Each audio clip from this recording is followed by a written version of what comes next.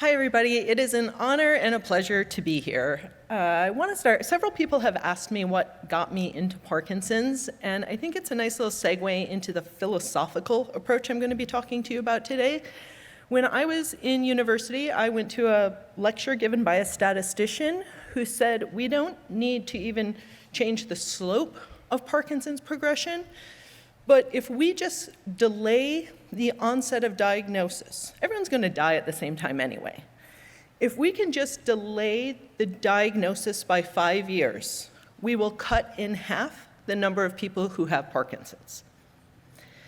At the time, I was working as a research assistant. It was before the internet provided medical literature, so I was being paid $3 per article to go to the medical school and copy research articles for scientists.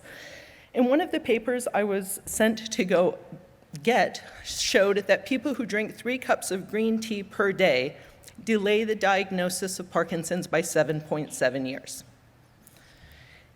And I know this lecture isn't about green tea, and I know it's more complicated than that, but I couldn't get it out of my head. Why are we funding research that we're not using? Why are primary care providers and neurologists not using the research that we have? And where is the low-hanging fruit that we might be missing? So there's a book, a gentleman, Thomas Kuhn, wrote a book called The Structure of Scientific Revolutions. And he argues that if you keep investing a whole bunch of time and energy and money into a problem and not getting results, maybe the problem is in the approach. And we are over 200 years into Parkinson's, and we do not have a single proven disease-modifying therapy. So I'm here to argue that perhaps the problem is how we have been approaching it. So these are my affiliations. We don't need to get into all of that, but I do want to let you know that my background is different than most of the speakers who have been here and providers you will be exposed to. I'm a naturopathic doctor. In the United States, especially the state where I work, that is very integrated into the healthcare system. I write prescriptions for levodopa. I refer people for deep brain stimulation surgery, but I do a lot of lab work and exercise and dietary counseling and things like that. After I finished my naturopathic physician degree, I practiced for 10 years, got a master's in public health and epidemiology, and a PhD in nutritional sciences. And everything I've done for the last 15 years has been devoted to nutritional and environmental health and Parkinson's disease.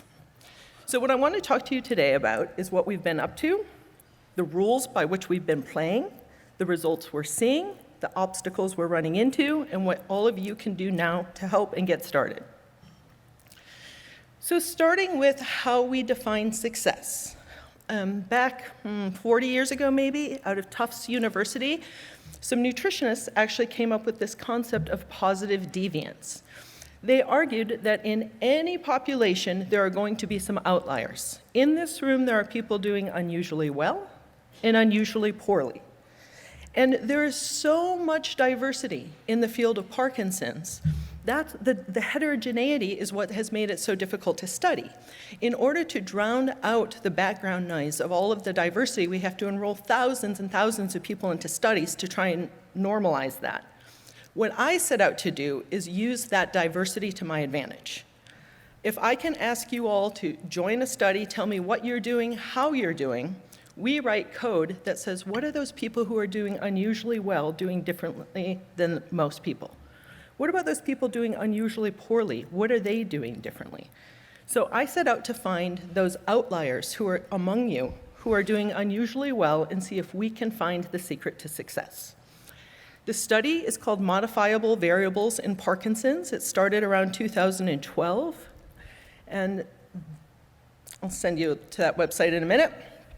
But before we could get this study going, we needed an outcome measure. Obviously, I cannot test rigidity and tremor and things like that through an internet-based study. And those scales and outcome measures don't work very well early in the disease anyway, and they can't be remotely acquired. And so what I did is I had to build my own scale. And so the scale that we built is called Patient-Reported Outcomes in Parkinson's Disease. It is a subjective measure. It's a free app that you can download. It's available on iOS and Android. And what we do is we ask 35 symptoms. There are 35 symptoms, and we ask each of you to answer the question. Over the last 7 days, how symptomatic, how problematic have any of these symptoms been?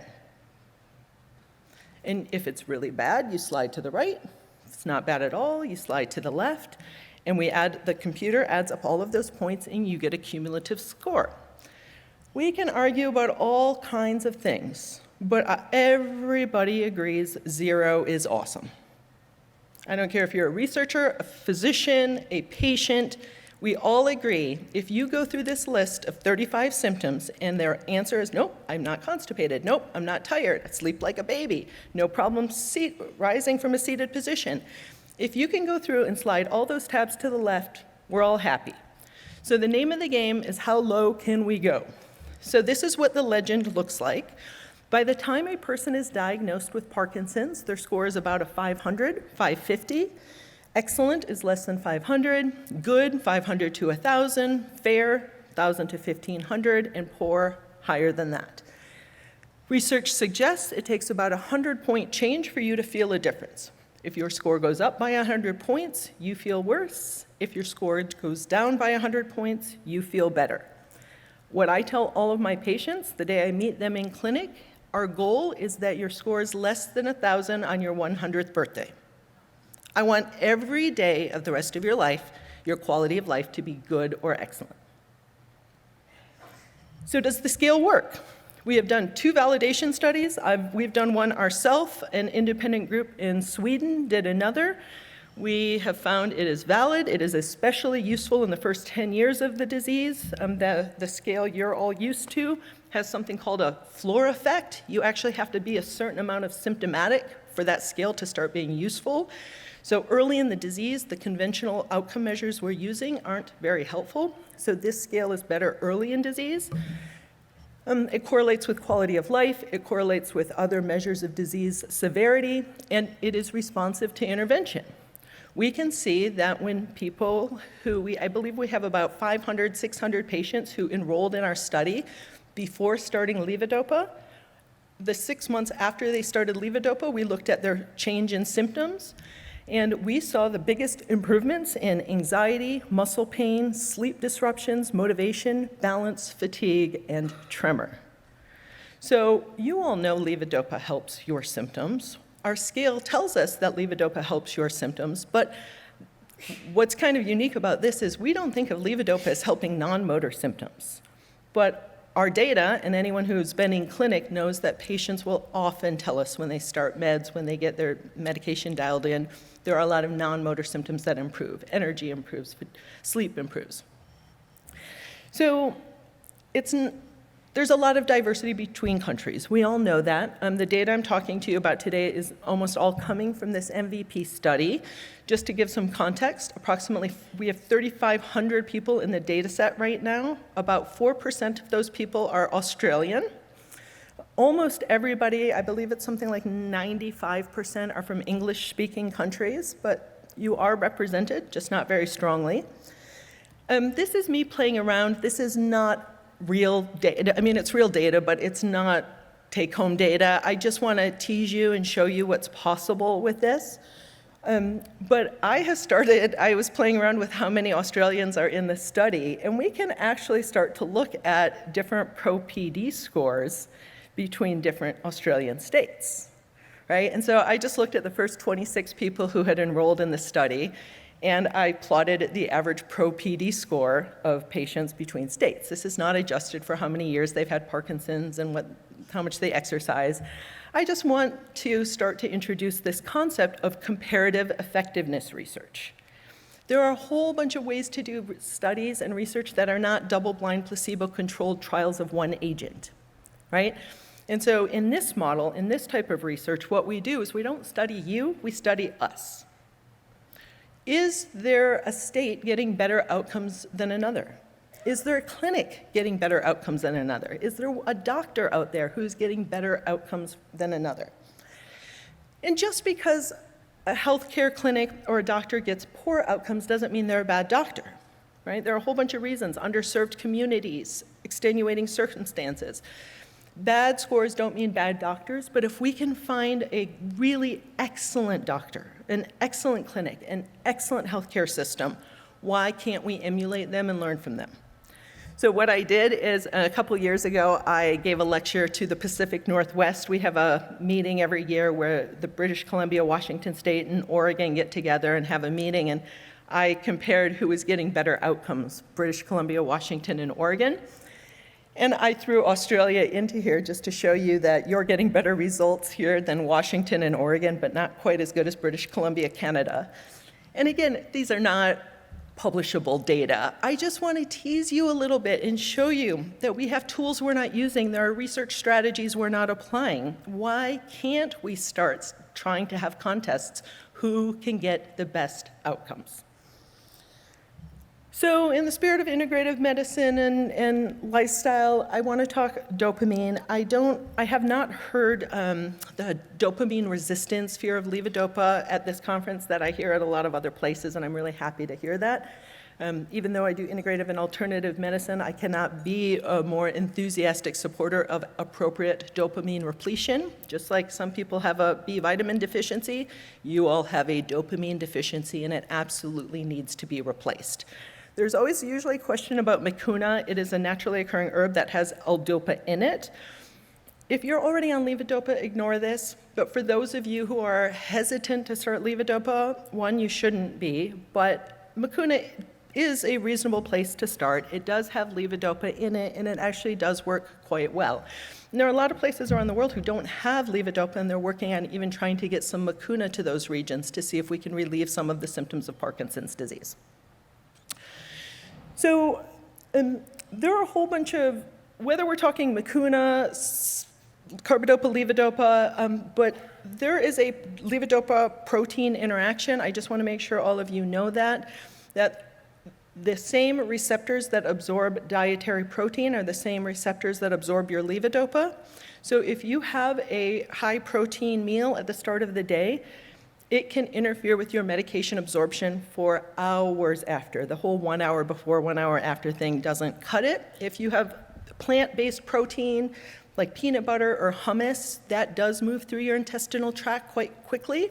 But animal products take 6 to 8 times longer to move through your intestinal tract. So if you have bacon and eggs for breakfast, your meds are not going to be available an hour later. They may not even work well for the rest of the day. So if you are trying to figure out, am I one of those people who has to worry about protein levodopa interactions, and not everybody does, but if you're trying to figure out, might this be one of the reasons my meds aren't working? The questions I would ask is, can you say that your morning meds work better than the meds later in the day? If your morning meds work better than your afternoon meds, there's a chance that something you're doing throughout the day is causing interference. And then people will also say after a meal they get a wave of fatigue and symptoms. So there's something called a protein redistribution diet, very, very easy to apply and integrate. We are not asking you to reduce protein, but what we want you to do is save most of it for the evening meal. Super easy to sneak in 10 grams here, 10 grams there throughout the day, but if you can save the majority of your dietary protein for the evening meal, what happens is that allows you to give first dibs to the medication throughout the day. You can go to work, you can get your exercise, you can socialize, and then towards the end of the day when you're unwinding, you might be a little more symptomatic, but at least you got to live a full life during the day, and then you get the protein later in the evening. So, as I said, plant-based proteins provide protein. I gave you there are some examples here of foods that are high in protein. We're not going to get into that. Plant-based foods higher in protein. But the point is, plant-based proteins are easier to digest. They move through you easier. And you can easily slip in 5 to 10 grams of protein throughout the day without causing much problem with your medication. So I don't want anyone leaving here afraid of protein, but just know that if you would call your response to medication erratic, this might be one of the reasons why. Everybody worries about muscle mass. I am too worried about muscle mass. It's a huge problem with aging, and it's an especially huge problem with Parkinson's disease, and there's no argument that protein adequacy is part of that.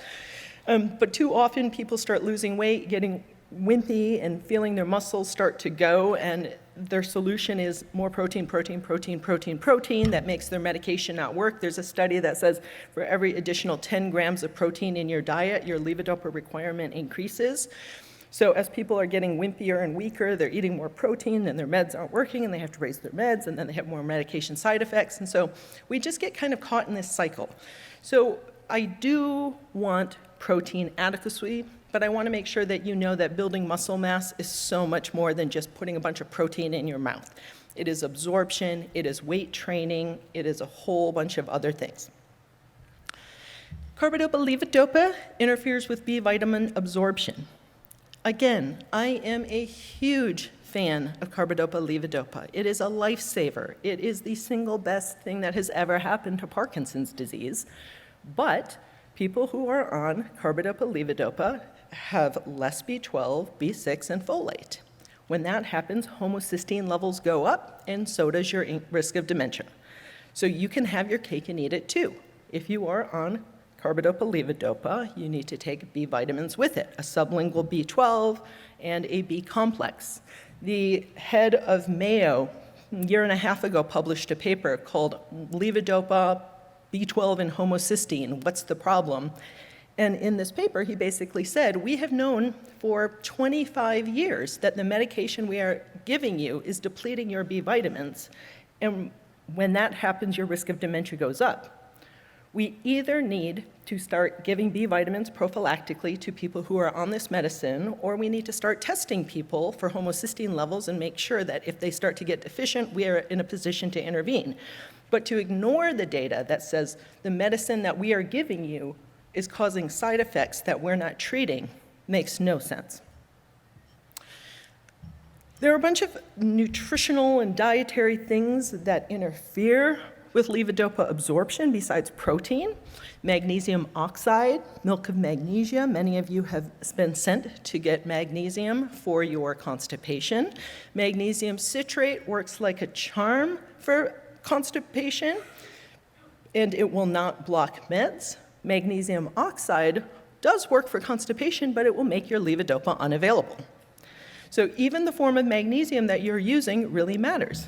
Iron supplements interfere with levodopa absorption. Calcium can interfere with levodopa absorption. Low stomach acid, certain medications like antacids, proton pump inhibitors, and just being constipated can interfere with meds. Alternatively, there are a couple studies that show if you take your levodopa with some lemon juice, 30 mils of lemon juice, or some powdered ascorbic acid in water, that it can increase the amount of bioavailable levodopa out of each pill by up to 25 to 30% in people who are low in stomach acid, which is about 58% of you. So when we talk about the role of nutrition in Parkinson's, it is so much more complicated than what should I eat. There are nutritional deficiencies that lead to Parkinson's. Having Parkinson's increases your need for certain nutrients. The medications that you're on interact with nutrients, both food-based nutrients, supplements, and deplete you of nutrients. And, of course, dietary modification and nutritional fortification may actually impact your disease. So all of these aspects of nutrition and Parkinson's are relevant to all of the people in this room. So back to the positive deviance study. So this is essentially the heart of what I've been working on for 12 years. All of these green dots are real people with Parkinson's, and the green lines represent the knock it out of the park success stories, and the red circle represents the people who are doing unusually poorly.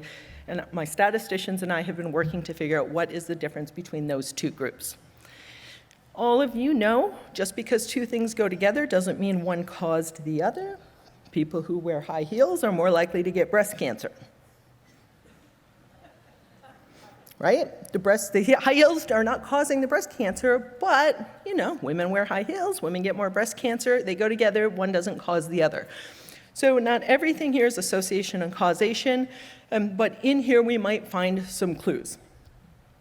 So we have already published a whole bunch of data out of this data set. We have published data on diet and nutritional supplements, nutraceuticals, mind diet, Mediterranean diet, loneliness, childhood trauma, exercise, sleep, and financial health.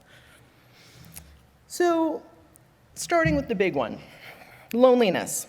The two biggest predictors of Parkinson's progression are poverty and loneliness. That is probably true for most diseases, but this is the first time I've seen the data applied to Parkinson's, and it is substantial.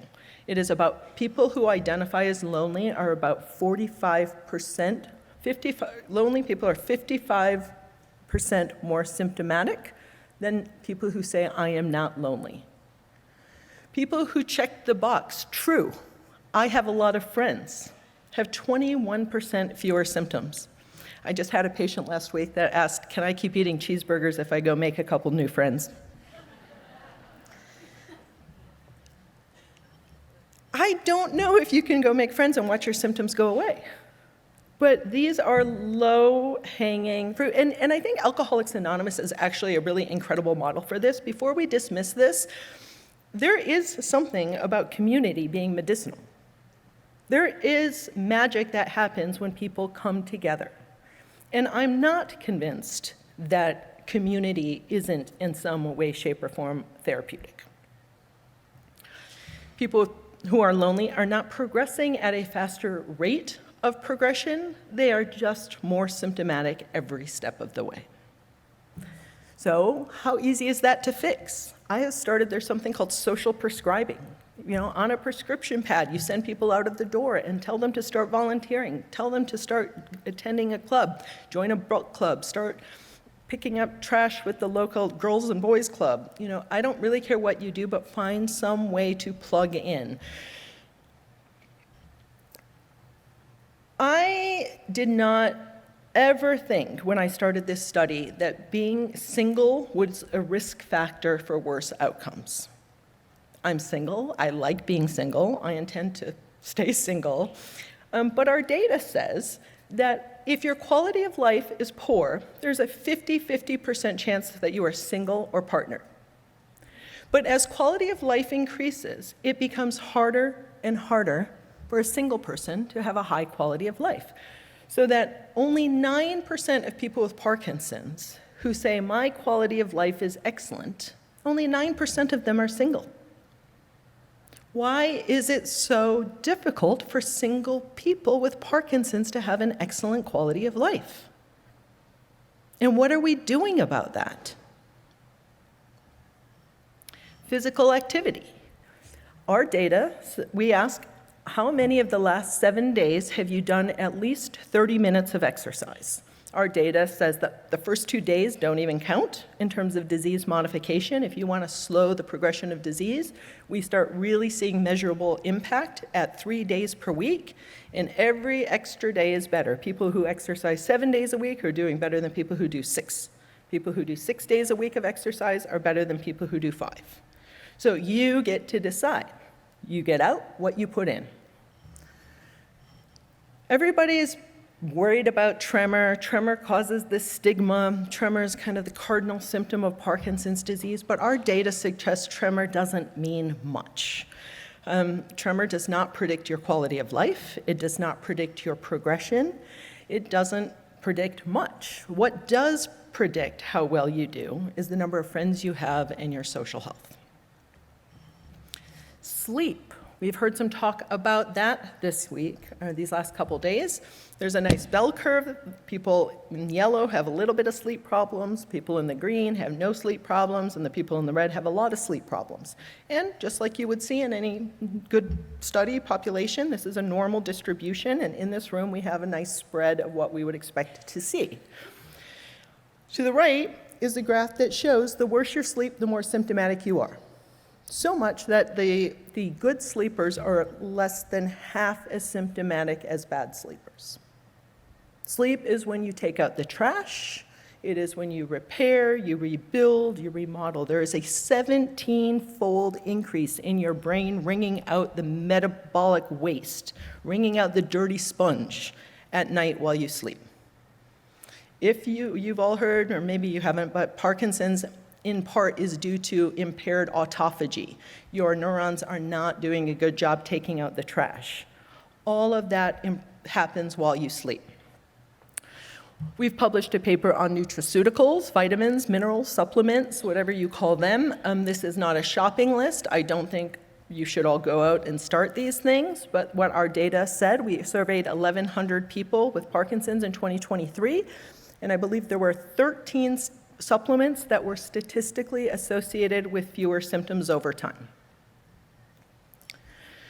The ones that were used by at least 100 people and were statistically significant were glutathione, CoQ10, low-dose lithium, fish oil, vitamin C, B vitamins, and turmeric/curcumin.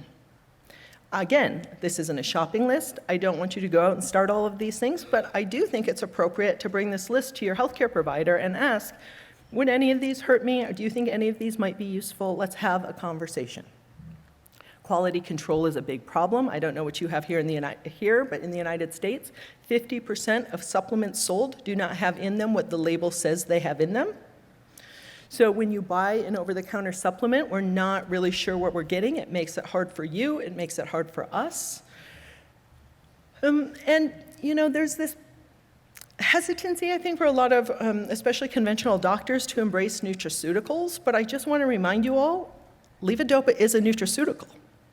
Right? L-dopa is a naturally occurring amino acid, and it's no different than going to the health food store and taking 5-HTP to boost your serotonin. You take L-dopa to boost your dopamine. L-dopa is just a nutraceutical in a fancy delivery system. So if the best win Parkinson's has ever had is essentially a nutraceutical, why wouldn't we think that other nutraceuticals might be helpful? Moving into diet a little bit. The two most well-studied diets are the Mediterranean diet and the MIND diet. We compared those two, and our data suggests that adherence to both of those diets is associated with slower Parkinson's progression, but the MIND diet was twice as good as the Mediterranean diet for decreasing slope of progression. Specifically, the symptoms that got better, as one adhered to the MIND diet, we saw improvements in constipation, apathy, depression, anxiety, insomnia, muscle pain, cognitive, sexual, and urinary dysfunction. These are things that levodopa does not treat well. These are things that DBS does not treat well. It is a perfect marriage. If you use L-dopa to control a lot of those motor symptoms, you use diet for a lot of the non-motor symptoms, I think you start getting better results than most people realize are possible. The MIND diet and the Mediterranean diet have a lot of similarities. Each one is represented by the circles, and the green square in the middle are the things that are effective in Parkinson's particularly. So not all components of the Mediterranean diet work for Parkinson's, not all components of the MIND diet work for Parkinson's, but a lot of them do. Where we all agree is the more nuts, fish, and vegetables you consume, the more red meat and pork you avoid, the fewer Parkinson's symptoms you have over time. So you are all trying to figure out, how do I navigate this? Should I do the MIND diet? Should I do the Mediterranean diet? Should I do the ketogenic diet? And my answer is, just because somebody has come along and made up a diet, or a diet exists, I don't think the goal here is to squeeze existing diets into Parkinson's disease. Let's just take a step back and ask people with Parkinson's what they're eating, and the people who are doing the best, let's call that the Parkinson's diet. So we now have predictive models that are beginning to tell a story. We're not going to get into the details of all of this, but what you can see, especially with those middle graphs, that the more a person says, I have difficulty affording groceries, I have difficulty affording healthy food, the faster the slope of progression. Cooking your own food on the bottom left, eating organic on the bottom right, is associated with decreased slope over time. So, what is really exciting, I just got these data 48 hours ago, is that we can now tell you how the foods you're eating today predict the symptoms you are going to have 6 months from now. Avoiding dairy is clearly protected. Cooking for others, eating organic is clearly protective. Being overweight and having trouble affording healthy food is really bad. So when we look at, and we can look at this from a couple different angles. This one shows how the foods you have been eating up until this point affect your current symptoms. The next slide shows how the changes in your behavior that you make over the next 6 months will impact the rate that your disease progresses. And this slide shows how the foods you're eating today predict which symptoms you are going to have 6 months from now. And they're all kind of the same. The order that they come is a little bit different depending on the way we ask the question. But across the board, people who say it is difficult to afford healthy food and groceries and overweight are doing worse, progressing at a faster rate. And people who say true to the following list have better outcomes over time. People who say true to the following: I am vegetarian, I avoid sugar, I avoid pork, I avoid artificial sweeteners, I eat most meals at home, I avoid beef, I avoid soda, I try to eat organically grown food when possible, I avoid dairy, I use spices liberally, I can name 6 foods on the dirty dozen, I routinely prepare meals for others, and I cook most of my own meals.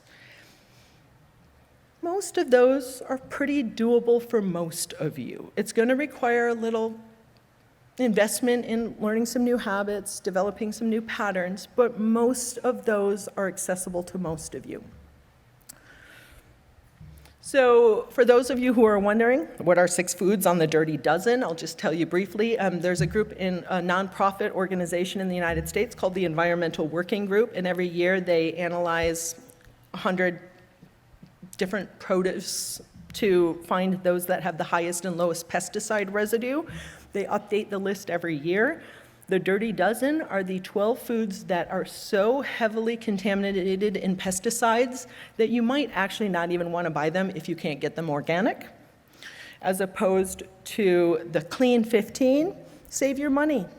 Even the non-organic ones are pretty clean. They didn't require a lot of pesticides. When you take the rind off the watermelon, what's left is pretty clean. You don't need to spend the extra money for the clean 15.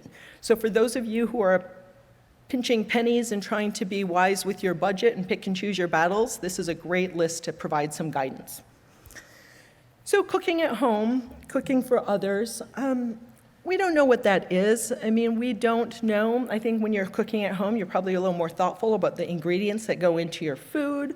So you might be putting a little more good stuff in, maybe choosing higher quality ingredients than what the restaurant is choosing.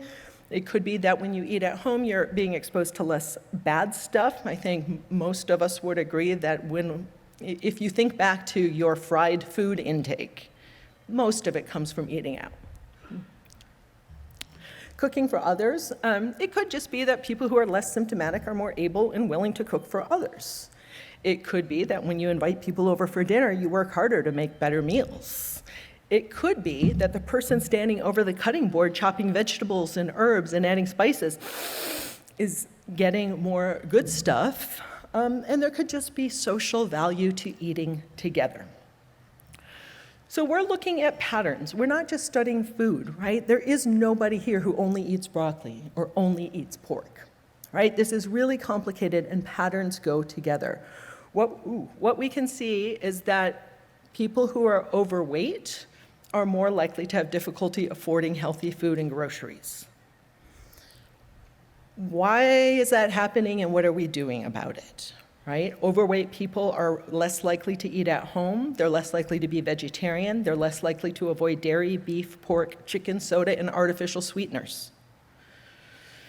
So the same people who avoid dairy are also the people eating organic, which makes it really difficult. We don't know if we're studying organic, we don't know if we're studying fried food, or we're studying a personality type. And I don't really care. I'm just telling you, whoever the successful people are, go be like them. Do what they're doing. I don't really care what the mechanism of action is. If there's somebody with your disease who is in awesome shape 25 years post-diagnosis, do what they're doing. And our data suggests we can kind of simplify this. Where the rubber meets the road is there are really two patterns. There are two driving factors.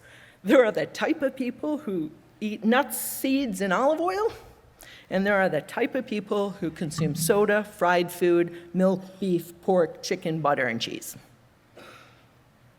This is called principal component analysis, and this allows us to start to look at how dietary patterns shape progression. And while my passion, my pet project has been disease modification and looking to reduce slope, my statistician sent me the most exciting results I've seen. On the bottom, the purple line shows fluctuations in pro-PD scores over time in this nice slow trend towards worsening symptoms. The point here is that Parkinson's symptoms fluctuate. You all know that. They fluctuate over the course of the day, over the week, over the month, over the year, between years. We know Parkinson's fluctuates, and this is, the bottom line shows how much it fluctuates. When we look at people from the good dietary pattern versus the bad dietary pattern, the green line represents symptom fluctuation in the well-behaved dietary pattern. The red line are the people who eat dairy, beef, pork, sugar, etc. So this really explains so much. When I go to conferences, and my colleagues, my friends and I are sitting around talking about Parkinson's, when I talk about what Parkinson's is, my experience, 4,000 or 5,000 patients over the last 20 years, really looks more like the people in green. On day one, the day I meet somebody, I make them change their diet. We start getting on to the dietary stuff on day one. And it's not just diet. I nag about exercise and bedtimes and all this other stuff. But those are two different diseases. I mean, every one of you gets to choose. Do you want to look like the green line or the red line? And so now we're not just talking about slope. We are talking about your quality of life. Your ability to say, one of my patients was talking at a lecture recently, and he said, "I am so glad to finally have Parkinson's." Everyone kind of went, "What?" He's like, "Because for the first 6 years, it had me." And I love that concept. And that kind of is what these lines look like to me, is the difference between somebody, if you're a boat, and these are waves in the water that you're trying to navigate. It is so much easier to navigate the waves of those green lines than the red ones. So, diet, prevention, where are we at here? How can I start this? So about 20 years ago, people started coming to me saying, "Hey, I have Parkinson's disease, and I hear that the data says that there's an association between dairy and Parkinson's. Should I give up dairy?" And I said, well, the research only shows that people who don't have a diagnosis of Parkinson's, those care providers in here, your children, the more dairy a person eats in midlife, the more likely they are to get a diagnosis of Parkinson's. It's traditional epidemiology. It ends the day of diagnosis. Traditional epidemiologists study what are the things in our environment that could be increasing or decreasing risk of diagnosis. At that point, nobody had taken people with Parkinson's and done what is called clinical epidemiology. From the point of diagnosis forward are the things that you can do that change the outcomes. So I took all of the things we knew about who gets Parkinson's disease and flipped it forward. And so my study starts the day of diagnosis. But for those of you who are curious about whether or not my research the data I'm presenting is just one-off, I believe we have 18 studies now that say the more dairy a person eats in midlife, the more likely they are to subsequently be diagnosed with Parkinson's.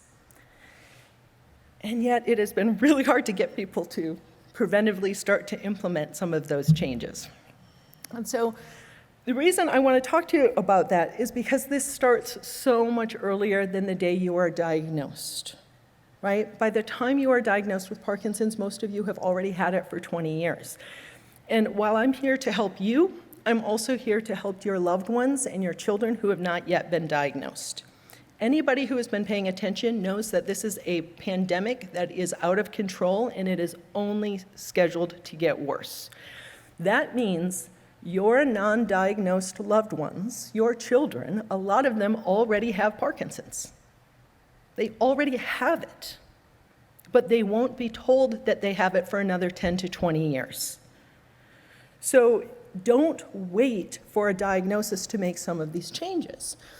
And just kind of to further rub in this point that what happens in childhood impacts how you sit here today, we published a paper 2 years ago that shows we can measure the amount of childhood trauma that somebody had prior to the age of 18, and we can see how the amount of trauma they experienced in childhood can be measured, affects symptom presentation differently. The stuff that is happening to you today is the culmination of a lifetime of experiences and decisions, bedtimes, meals, social interactions. We can't put all of our focus on those of you with a diagnosis sitting here today. If we want to really open the door to meaningful change, prevention, we have to start getting to people and making some of these changes long before diagnosis. So our data kind of matches this idea that by the time you're diagnosed, you've probably had it for a decade or two. That what you're looking at here, the black solid line, is real true data.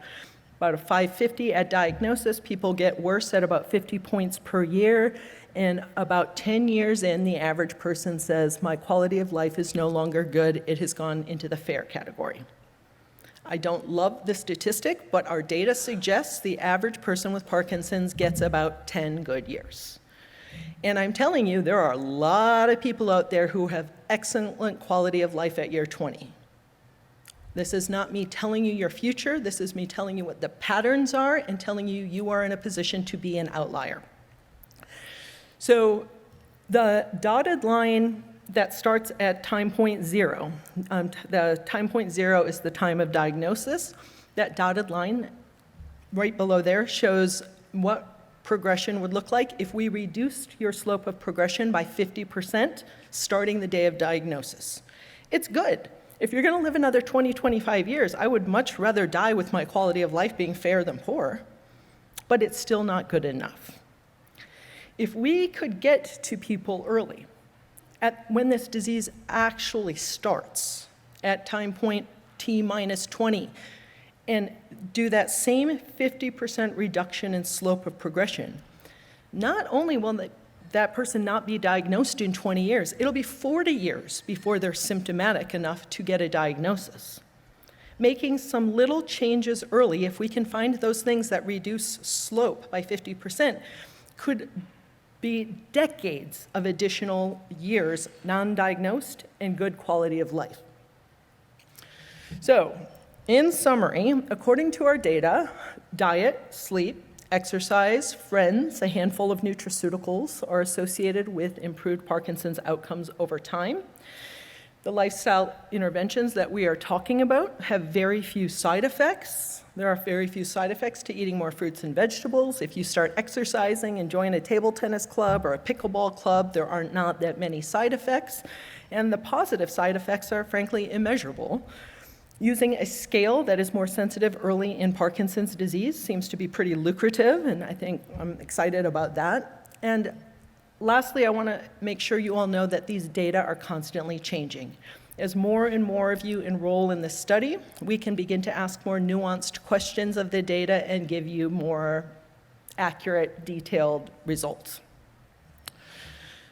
So what if clinic looked like what we're talking about? What if you went to your neurologist, you went to your healthcare practitioner, and they nagged about sleep, they nagged about exercise, they made you change your diet, they got your levodopa optimized.